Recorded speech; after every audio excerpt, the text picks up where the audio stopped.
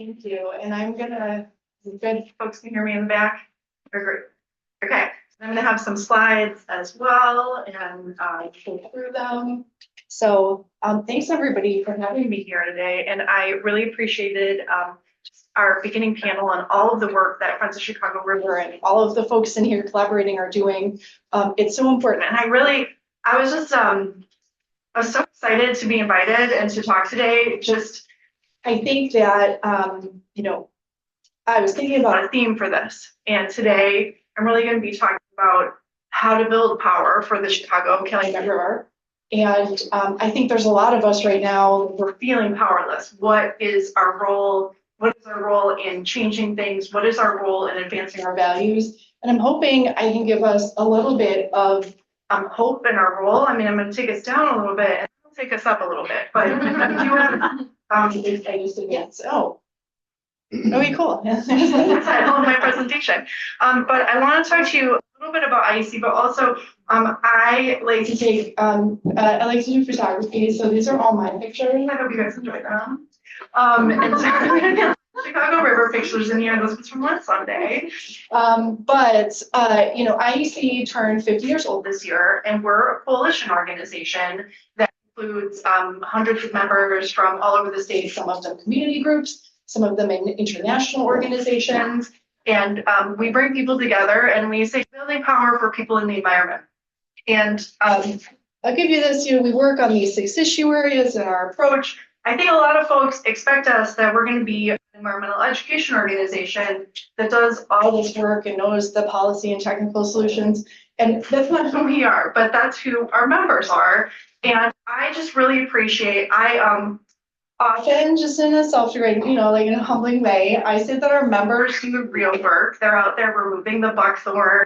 They're out there, running recycling drives, doing the thing, and I'm just writing some words. I mean, it's hard. It's like really frustrating words, but our members are out there doing all of this really great work.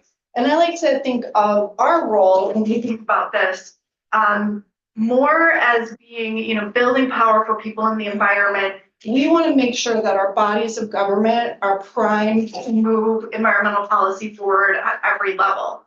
And so we got some science people in here, and I got a little bit of a soil science degree. So I'm gonna, I like to think of the analogy being that IEC is very much like the soil, and that we're making sure that there is the right nutrient distribution, maybe sometimes the right amount of organic matter, integration in the soil, so that when our affiliates come up with ideas or they run into problems or challenges or obstacles, they can bring it to us.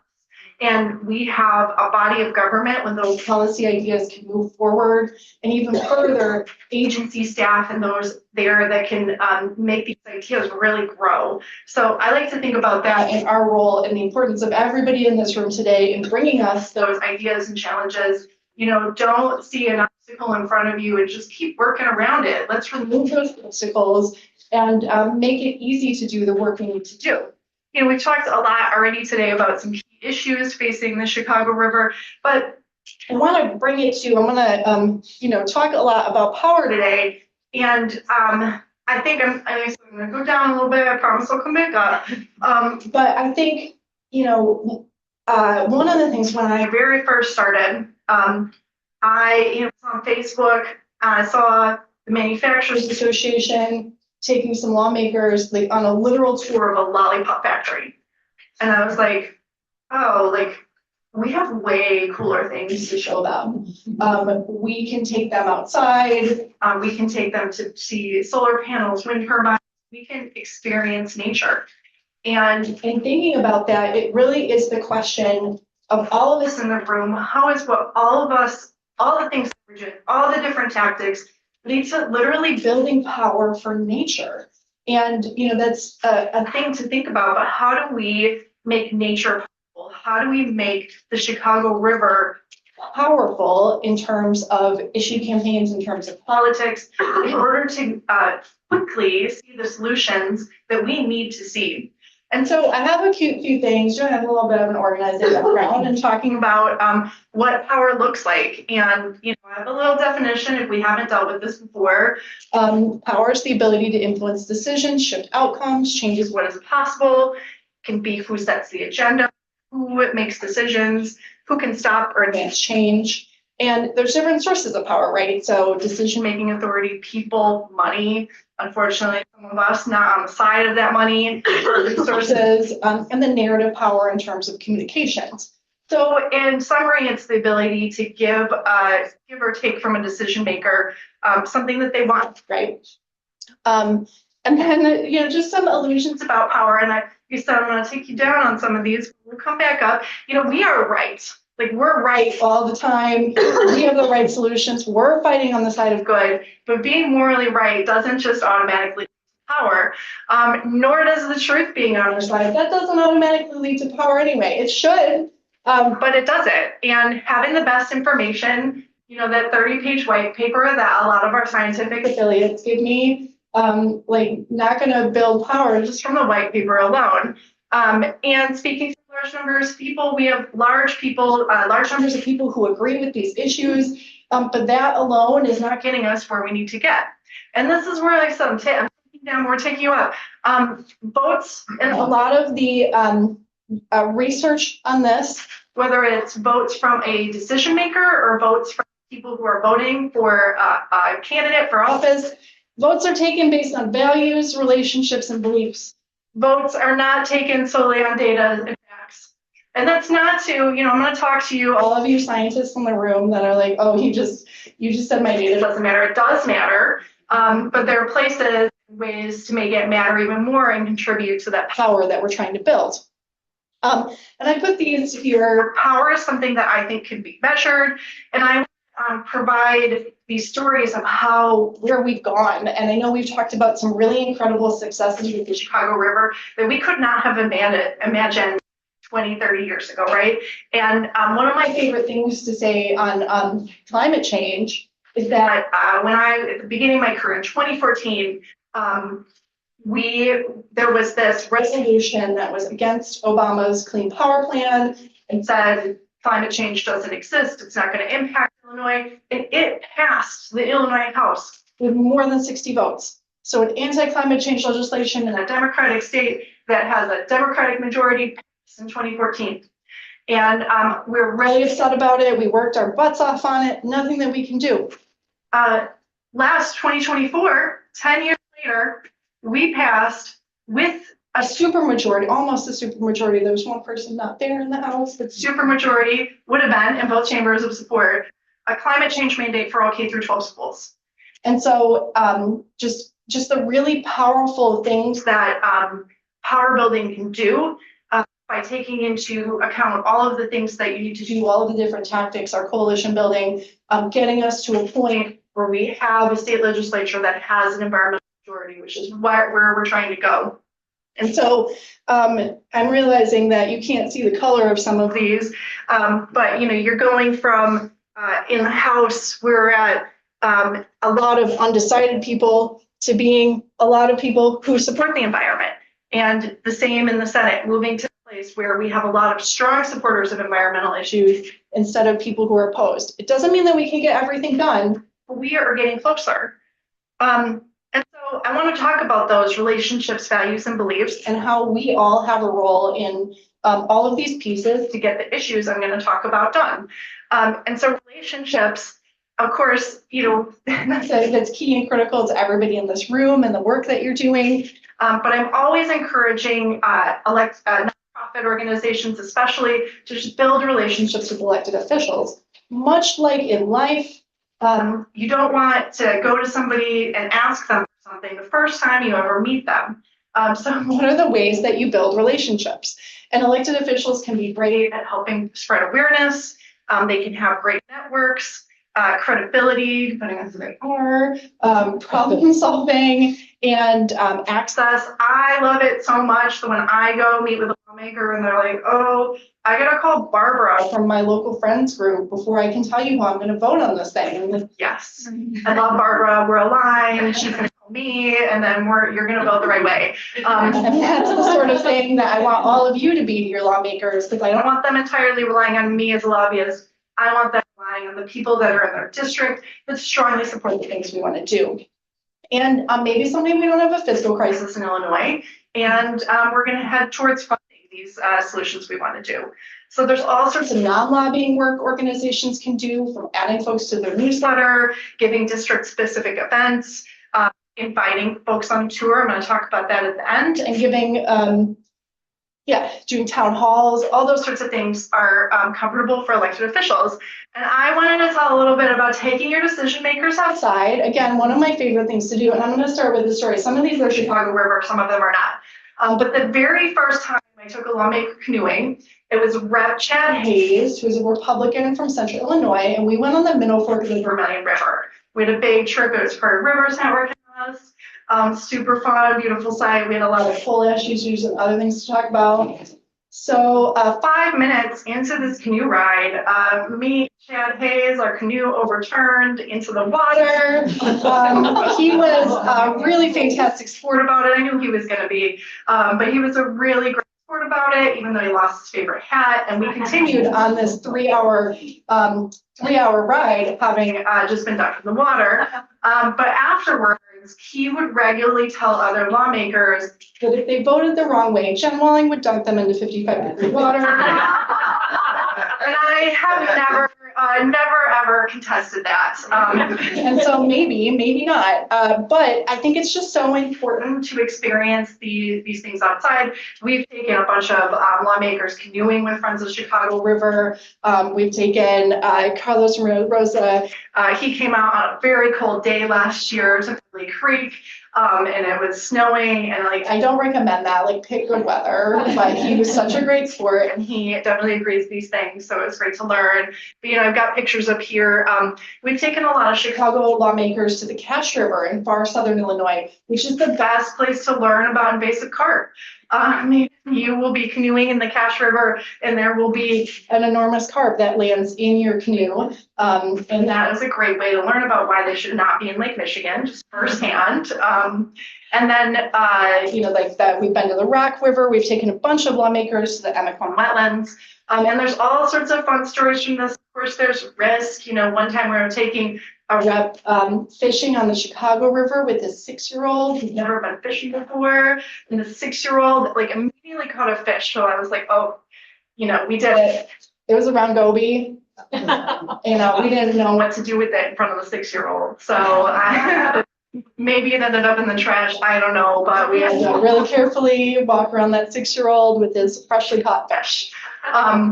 But all of those things are really educational for lawmakers. While they're learning and they're getting the data and science, they are building relationships with us. They're building relationships with the organizations that are working to protect our resources, so that we have things for them to rely on. Because special interest lobbyists are doing the same thing, but they're taking them out to a really expensive dinner at Gibson's. So we can do better. We have cooler things to offer, and let's do it. So I wanted to talk a little bit about the other pieces of that, values and beliefs, right? And we're headed into a world that is so partisan, especially becoming more and more partisan on environment issues. And I've been seeing a lot more partisanship, especially on conservation, that I wasn't expecting. Conservation and open space were such bipartisan issues when I started, even in the General Assembly. And now we're heading into a place where a third of the staff at Medewan were cut this last year. And we're seeing all of those things being threatened to things that were universally supported. And I think the thing to think about is, how do we clearly articulate what our values are? And when we're working with folks, and I do recommend you build strong coalitions. I'm buddies with the Chemical Industry Council guy, but I know who he is. And so how do you build those and work with people who don't always agree with you? But to me, it's how you maintain your values in that. We want people who disagree with us to come over and share our values, not compromise our values when we're working with them.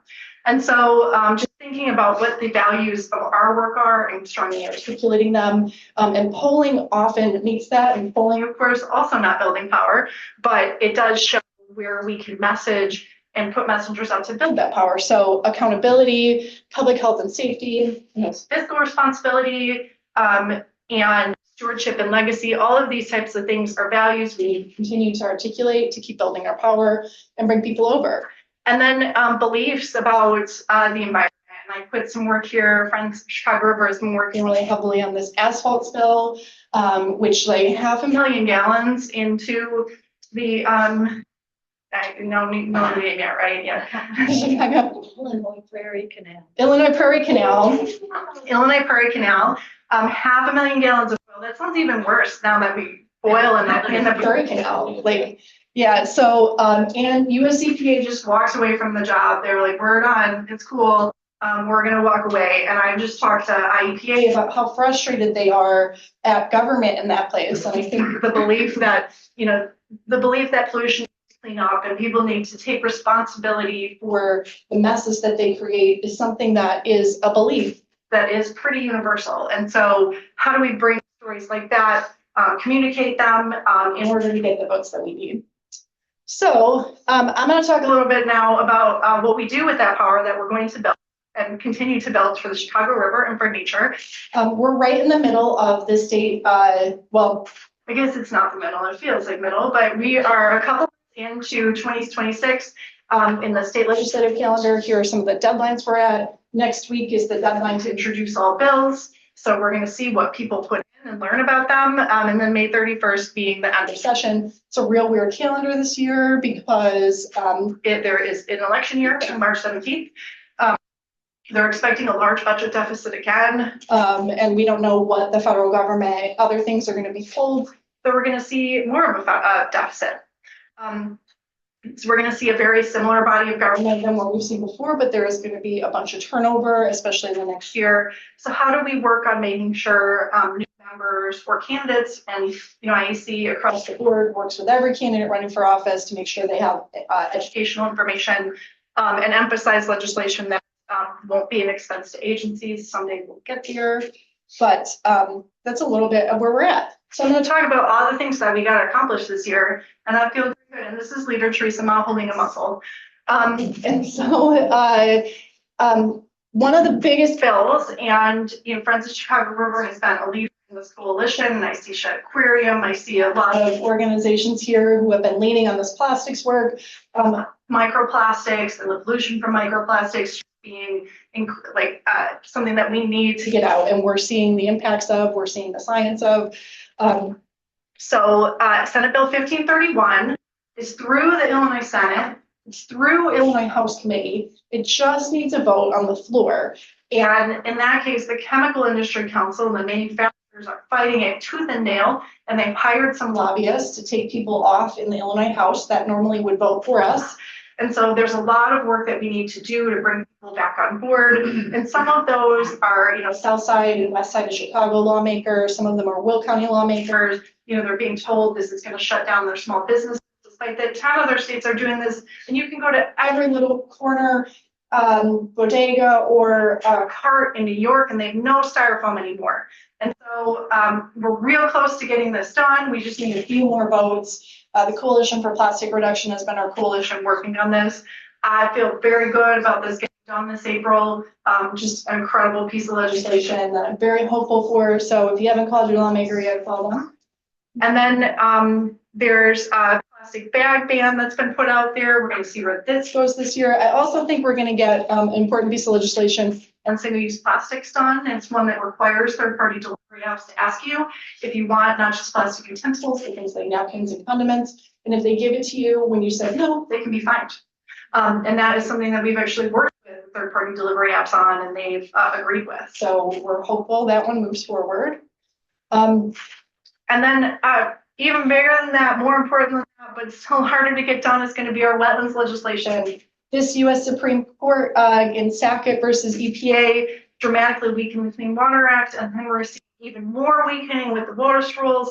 And so this is really bad for our wetlands all over the state. I think we're already seeing wetlands being developed, and we've gotten rid of 90% of wetlands in Illinois. So we need to do work to make sure not only are they protected, but we have more. And I don't know, Carlos didn't bring it up, but Chicago Park District owns more wetlands than any other park district in the country, and they should own even more. They should be able to rehabilitate wetlands and all of that. So we need to start with protecting what we have, and then we need more. These are our kidneys. We need to do it. That has been frustrating because it's one where there's going to be government funding that's needed to make sure that DNR or US or IUPA, whoever's doing it, has the funding that they need. So this one is key and critical to get done. I'm really hopeful for this year, but I know that there's a study that the state agencies are looking to review before they move forward. So hopefully that gets done and we see some great ideas, but it's incredibly important. And then I wanted to talk about water use because water quantity and water is just as important as water quality when we're looking at what we're doing. I know there are people, I was just on a trip where a state senator was talking about how much water we have in Illinois, and that's a reason for business to come here. It's just like, oh, but like we need to be careful. And so data centers are another issue that we're working on. There's already 195 data centers in Illinois. I put some of the environmental issues, but just to give you an idea of where it's going, and I know this is the power piece, conservation, but in the ComEd territory, which is northern Illinois, our peak power is 24 gigawatts. There are 28 gigawatts of data center applications already into ComEd in progress of wanting to build or being built. So it's almost doubling our capacity. It's predicted that 70% of new capacity is going to be big tech in the coming years. And so we are putting together a framework that deals with climate emissions, local air pollution and noise, and environmental justice, but also water use. Because a hyperscale data center can use between 1 and 5 million gallons of water per day. And they should not be using clean, treated drinking water. They should not be evaporating the water that they're using. And so I put some things on the water use. There's going to be a bill. You guys are getting a sneak preview here of what it'll look like, which is the Power Act. It has to be introduced by next Friday, so it'll be out by then. But it's going to be called the Power Act, and there are significant portions on water in this bill that have to do with water resources and planning, water impacts, and making sure that there's a permit to withdraw water, requiring that they be efficient. There are closed loop technologies. In Europe, there's places where they're doing underground data centers to utilize geothermal. So how do we make this, if it's coming, how do we make it as efficient as possible? But of course, there are communities all over. Naperville just turned down a data center. Aurora has a moratorium on data centers because of something awful that happened there. And so how do we make sure that the environment is protected, that there's transparency, public process, but definitely making sure water and big tech are doing this as efficiently as possible, but still a lot of concerns about where this is going. So this is the bill that's going to be put out is going to have a huge section on water that we're excited about. And then we've had success on fur and polyfluoroalkyl substances in Illinois. This is just talking about emerging contaminants. This has been a big one, but there's definitely more emerging contaminants we need to be concerned about. And PFAS are known as forever chemicals. They don't break down. They persist in our system. They are getting into water. They're getting into biosolids. At the end, they're a major source of pollution, and there's serious health impacts that we know about already. I think some of the science still needs to get there. We know how bad a series of chemicals are that we still haven't banned, and then we know there's potential for a lot of other chemicals to have a problem. And they're in all the things, but they associate with thyroid disease, diabetes, low birth weight, high cholesterol, and cancer. And there's just no safe amount of PFAS. And so we've done a few things in Illinois already. So there was the PFAS Reduction Act, which got firefighting foam, which is basically just PFAS. And the firefighters really worked with us on that because they were seeing some impacts from like literally just using PFAS fires. And so that is something that we were successful on. Last year, we were able to pass a bill that got rid of intentionally added PFAS in a number of products that touch human bodies, and we're in the top 5 to 7 states for most of these things, like cosmetics, children's products, intimate apparel, medical products, dental floss. But the 2 big ones are cookware and food packaging. And that's going to be tough, but we have IUPA doing a study of how to look at it. Our IEPA used to have its own scientific bodies where they could do research on these emerging contaminants.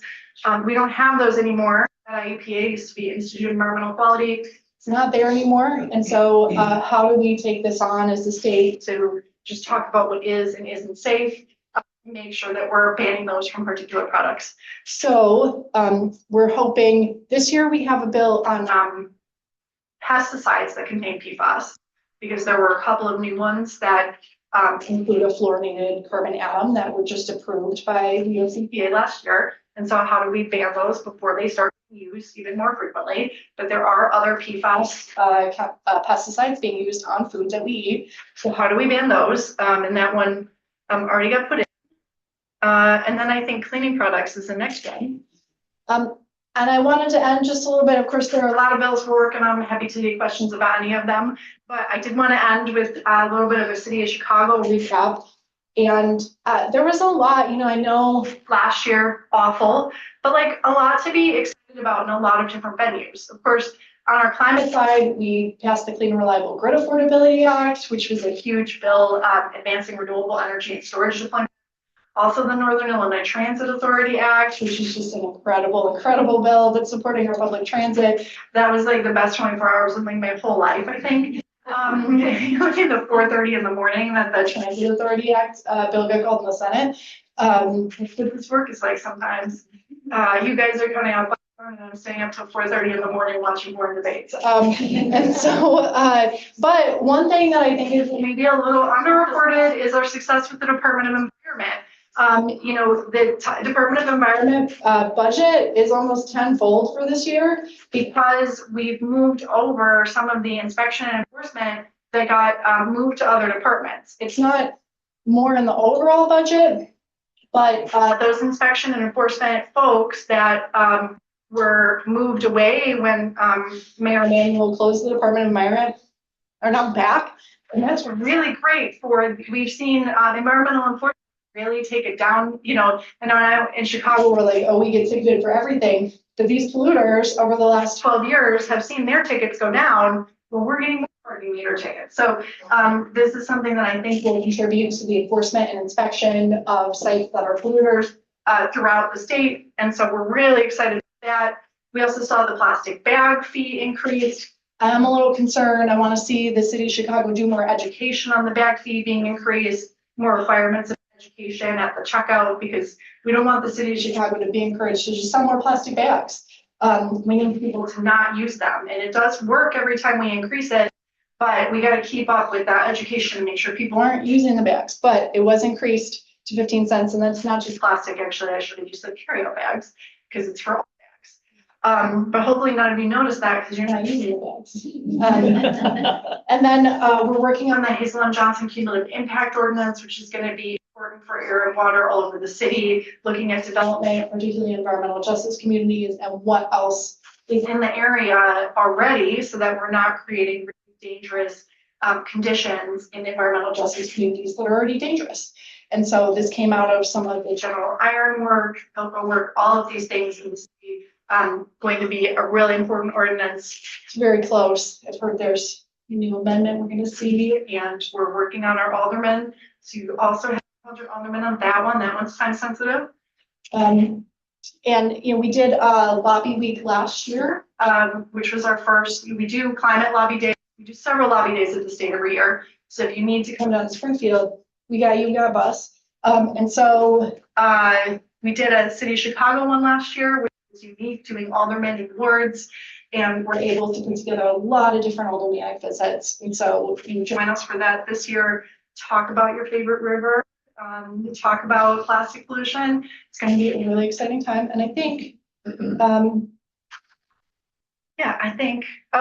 I just want to encourage everybody here too, and all of these, I started with relationships and beliefs. Like your relationships with your lawmakers are what matters. So, we're not alone in our, we've got the data, the science, we're right. We've got large numbers of people. We need to activate them all together towards decision makers in a targeted way to make sure we're influencing them on their votes. And this is a congressional study, but it's something that I use a lot, which is that the more in-person and personal you are in your communications with lawmakers, the more you influence them tell them your stories, tell them why this matters to you personally. You don't need to be that scientist that knows why microplastics are bad, but you need to tell that story about why it's important to you in your life, in your family, in your neighborhood, in your community. And so going to visit lawmakers in person, the most influential way to do it. But things like form email messages matter. Maybe not faxes anymore. You don't do that. But form email letters still matter. And I'll end with just a story about those form emails, which we were working on a bill a couple of years ago, which it popped up like 24 hours before it was going to be called. And it was widening 55. We're very upset about it because it goes through an environmental justice community, a lot of pollution for that community. And we did an immediate action alert to all over, got a lot of people to contact their lawmakers, but we were worried lawmakers wouldn't see it because there's literally 24 hours before the vote that we were doing this. So we printed them off, used all that paper, but it was worth it because, we went to the committee and we gave one particular senator like a stack of printed out letters that were from her constituents. And, she didn't even like acknowledge us, just handed it to her and she walks up there and we're talking about it and she gets called on during the debate and she's like, well, I was going to come here and vote yes today, but I have 100 people in my district who've asked me to vote no. And I looked through that and these are all real people. They don't like this project. And so I'm going to have to be no. And that sort of thing happens all the time. It doesn't influence every lawmaker, which is why we need all sorts of tactics to influence people because they all have different values, relationships, and beliefs. But that sort of thing matters. I've seen it make a difference. Keep at it. Keep at all of the work you're doing. And then I think I'm done. And there's my email if anybody needs it. And I think I finished 5 minutes early. So I'm happy to take a few questions, but I don't want to stand in the way of you too much.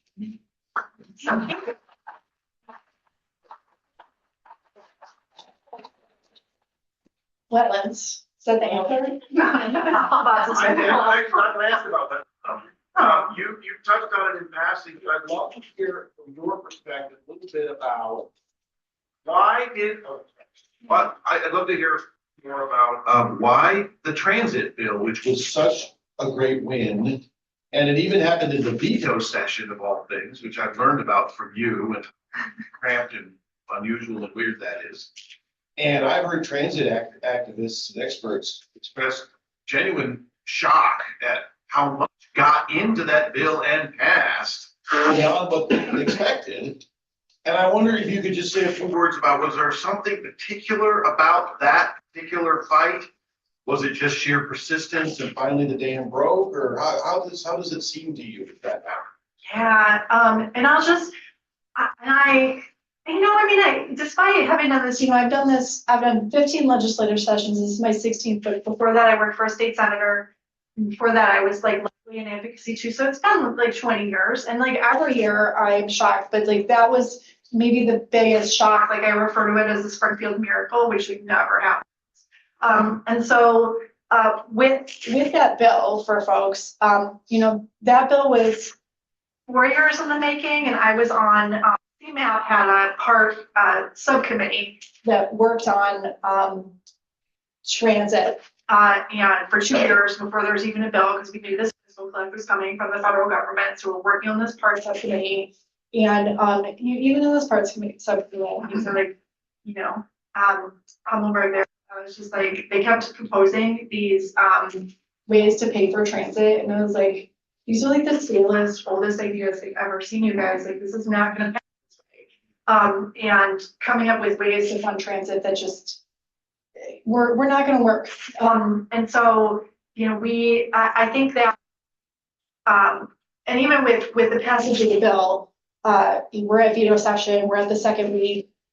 I know we had a call on Wednesday morning where it was a bunch of the lobbyists and activists, and we were in our office in Springfield with a lot of the lobbyists and activists. And we hung up the Zoom, and I was just like, "You guys, this isn't going to pass, right?" And everybody's nodding their head, and I was just like, "How did they have this up?" And so, but how did both chambers do this when this is so important to the state? And like, I was planning on going home at 1 p.m. the Thursday the next day, but like we woke up in the morning and learned that a deal had been reached and we were gonna see it soon. And you didn't see the language until 5 p.m. and then it passed at 4:30 in the morning. Which is typically a really bad way to make a bill, but this might be one of the best bills that I've ever seen. And so part of it was lots and lots of grassroots involvement in this. I think I heard lawmakers in the city that were getting 800 different people contacting them in a single day about this particular bill. And it wasn't, there's some that we direct as activists, but people were concerned. Concerned about how public transit is going right now. They're concerned about the conditions and the operations. And I think there's that.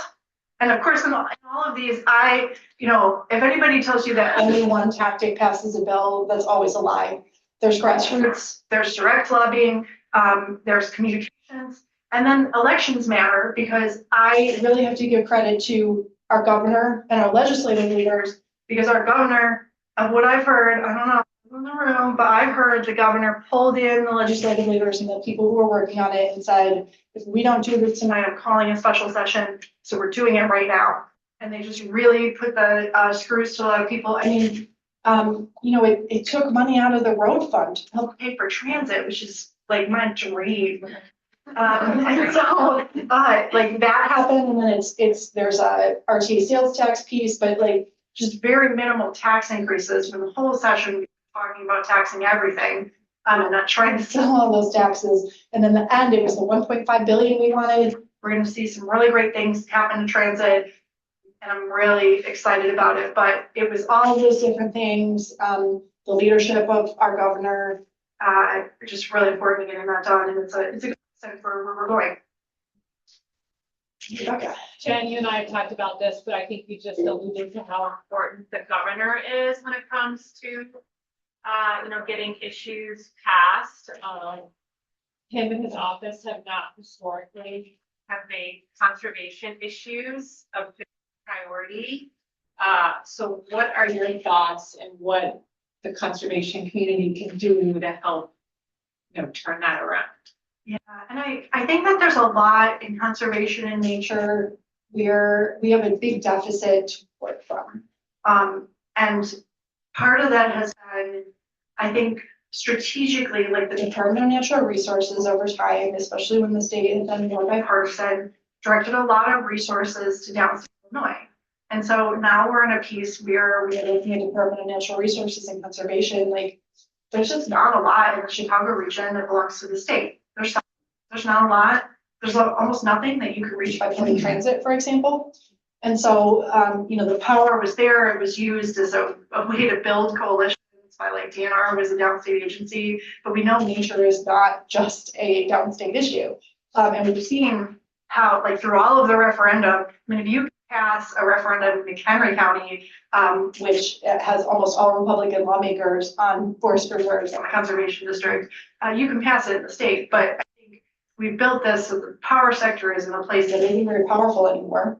And so we have a deficit to work from when it comes to conservation and making sure that lawmakers are hearing from people all over the state about why this is important. And so I do think there's an issue. Like, I've been disappointed with the governor's office on some of conservation issues. Like, I don't know why we're 3 years into wetlands and there's no commitment there. And I don't know why, IEPA has worked to build from 500 to 850 staff. I'm so proud of them. But Department of Natural Resources is still kind of staying a little stagnant. And so how do we really build, have them building their own political power to get where we need to get? But I think that we have to message towards the governor. And one thing about this governor is that he reads everything. Like, even like the comments on Capitol Facts, like he reads them. And so making sure that he's reading about these issues in the paper, I think, is really important. And so that's a piece to message towards him. He reads things. He also really cares about tech and climate change. So the more that we message this to climate, I just looking at Paul Vaz there, but he recommended to me this book, Life on the Edge, which was about quantum biology. And I totally gave it to the deputy governor to read because I think those are his interests in terms of nature and quantum mechanics and quantum computing. So how do we, like, I know we want to protect nature for nature, but how do we connect it to some of those other problems as well when we're talking about being messengers?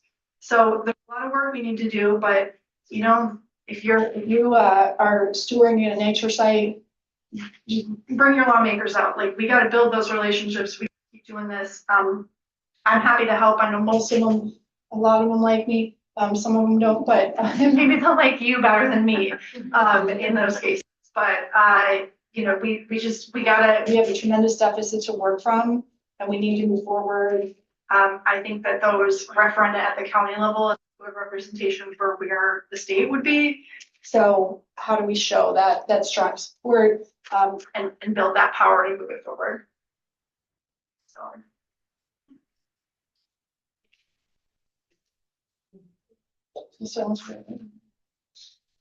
Sort of a follow-up question to that. I know the governor is really not a fan of influencing our federal agencies. And a lot of those federal agencies were responsible for some of the management of natural areas in and around Illinois and the region. You know, not to mention, you know, urban forestry that has a really strong presence in the Chicago area specifically. You know, our urban foresters are gone. So I just wonder if there's a potential hook with the governor, similar to other states where the state is stepping in to create positions that were once occupied by federal agency employees to fill the gap and rebuild the infrastructure that we need, the institutional infrastructure that we need to continue to head in the right direction. Yeah, and I will say, like, when all of those cuts happened to U.S. Fish and Wildlife Service, National Park Service, that was probably when I received the most frantic call from that side of the administration, was just some concern over those cuts. I mean, like, just like a third of the people in the Daily on, I don't even really know what the cuts were at Shawnee, but now we're seeing, you know, more timber harvesting in Shawnee, for example. And so I think they do have a tremendous amount of concern about those federal agencies and dismantling them. But you know, that is the piece of how, like, demonstrating where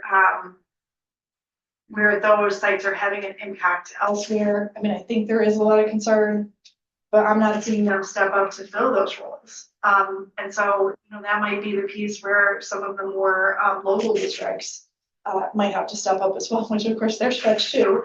But you know, I know that was a message that resonated with them, but there hasn't been that full movement. I think we'll eventually see it, but it's less of a priority. So I think the more and more we raise those issues, you know, I brought up the US EPA asphalt spill, and I think that issue, for example, is really resonating with the office and the administration. And so the more of those type of stories that we can tell and bring up the actual impacts of how this is affecting Illinoisans, affecting the environment, that'll be really important. And obviously, you know, with this community and with nature, like all of the Belleville work that brought people out, those sorts of things are powerful, even if it's not a win. We have other things that we can do and bring that to the administration.